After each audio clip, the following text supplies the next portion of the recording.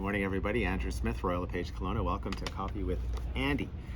It's Tuesday, August 16th, late morning. We're in Kettle Valley. Outside, obviously, pardon the car noise, a lot of construction going on. There's been a lot of construction going on in Kettle Valley forever. Never seems to end here, but just yeah, this is where all the cool people live, all the pretty people. It's everything's just perfect. Nothing bad ever happens up here. It's a pricey neighborhood.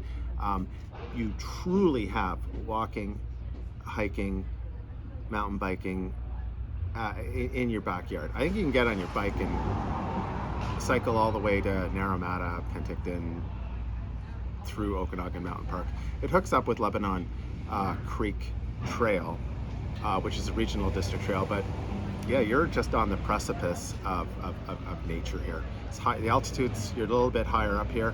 A lot of the houses have just killer views of the lake, and there's some commerce taking place up here with a fair amount of retail. We're at Kettle Valley Coffee and Scoops. So the Scoops implies they have ice cream. Nice little place inside there, clean, efficient, and seems to be a lot of regulars would be my take on it. There's 2 dogs sleeping in there, so that's gives you kind of an idea of the kind of place we're at. Market, not bad. Not as bad as it's been. There were 44 residential sales for the week ending August 14th. Prices range from a low of $463,000 up to a high of $2,480,000. So still pretty awful, but less awful than it's been, if that's something. A community this size, we seem to be generating 40 to 50 residential sales a week, which is really good for the summertime. There's downward pressure on prices. We were certainly on quite a roll there, where every single week was over $1 million and to 1.2, 1.3 some weeks. This was the first week in 2 years where the average sale price was under $1 million. Now, that's an outlier. That's a blip. This, was 992,000 or something. It was high 990s, in the 990s for average sale price, based on a sample size of 44. So don't read a lot into it, but because we're in the middle of a heat wave and it's August, but it's just kind of a sign that it's not going to continue going up. There's downward pressure on prices within, obviously with interest rate volatility, buyers just deciding to sit on the sidelines. Condos.